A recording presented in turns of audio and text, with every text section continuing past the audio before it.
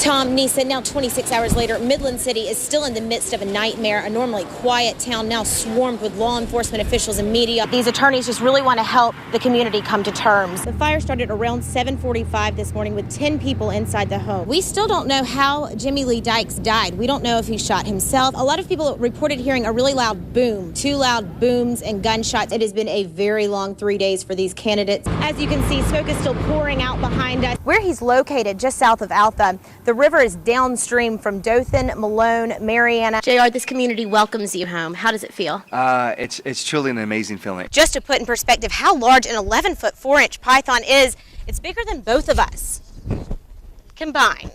16-year-old guy. Hartzog has a few ideas what he's going to do with the extra dough. His birthday is coming up in just 2 days, so Ethan definitely has a big birthday to celebrate. We are going to be on the scene, still waiting for more details. Tom, back to you. It's a phone call James Rhines doesn't want to remember, but will never forget. My mom called. I missed my uncle's call and I missed my cousin's call. My mom finally got a hold to me on my son's phone, and she just said, "Get here, get here, get here." And I'm asking her what was going on, and she said, "Mama gone, grandma gone, and my sister gone." The fire that claimed 4 members of the Rhines family started about 7:45 Wednesday morning at this home on Jackson Street. 3 smoke detectors went off, waking up 6 children, all under the age of 8. Well, that's what woke them up to alert everybody that there was a fire, to try to get everybody out.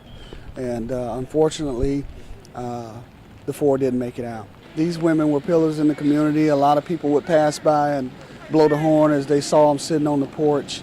And it's just heartbreaking. They did what they could to try to save the individuals, but we got the call, unfortunately, a bit too late, and we had 4 fatalities. My grandmother, her name is Gertrude Pete. Her mother, which is Sarah Johnson, is my great-grandmother. And then my mother's mother, which is Elise Pete, was also in the house. This is my other great-grandmother. And then my mom's baby sister, which is Cynthia Pete. The cause of the fire is still under investigation. Right now, we're speculating that it came from an overloaded extension cord. For now, the family clings to their faith to pull them through this tragedy. Job said, "Though he slay me, yet will I trust him." And that's what I hold on to. Though he slay me, yet will I trust him. And just the simple words, yet will I trust him, yet will I trust him, yet will I trust him. So that's what we hold on fast to as being a family. No matter what it looked like on the outside, we will still trust God. It was a normal Monday for John and his 9-year-old daughter, Asteria Smith. Took my daughter to karate class, and we was there. And right as class was winding up, I just stopped feeling a little weird. Not a headache per se, but not feeling myself. Asteria also noticed something was off. I started thinking to myself, well, what's wrong with him? He's not fussing and telling me how to do this and telling me how to do that. So then we had got to the car, and he was mumbling when he told me where we were going. And so he was walking really fast. I'm like, what's happening?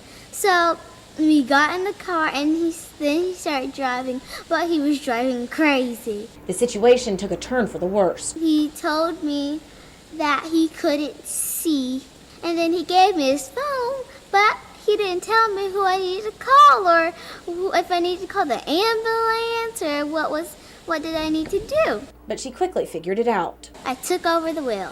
Asteria took matters into her own hands right here at the busy intersection of 15th and MLK. She drove a good 8 blocks before arriving at the emergency room right here at Bay Medical. He was fighting with me, and I couldn't make the turns that I needed to do. And he was pressing his celery. I was behind him right here, reaching over at him, driving with one hand. And I had hit a curve, and we almost drove into the front of the ambulance. Nevertheless, they made it. By that time, John had lost his vision, motor skills, and memory just before losing consciousness. She was still a trooper.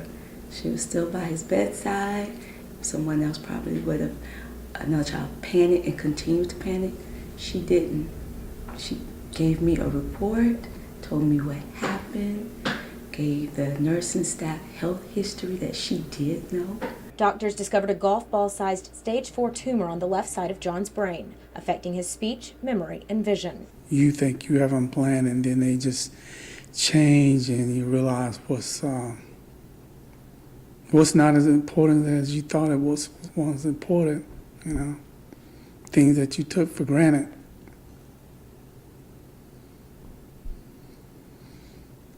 You no longer take it granted. God's in control. So I just took it as here's a journey. So we're on a journey. We're on a journey. It's a good journey. It's a good journey. God doesn't set us up for failure. Though the Smiths say God's in control, they're thankful he let Asteria take the wheel. Bergen Baucom, News Channel 7. 16-year-old Tristan Hartzog has worked at Piggly Wiggly for about a year. I just mainly stock the shelves. Then I work in the mornings mostly. I'll come and work before I go to school. So I work from 5 to 7:30, and then I'll go to school, and then occasionally I work in the afternoons. Until we told him, Hartzog had no idea he'd be getting a raise after the first of the year. 12 cents. Oh, so I'll be doing a lot better now. He laughs, but tells us in reality, the extra $20 a month will go to good use. I'm just going to keep saving and everything for after high school. So that's my goal right now. My dad works for Go Power, and on the power lines he's a lineman, and I kind of want to do that. That's what I'm trying to strive for. But that's not all.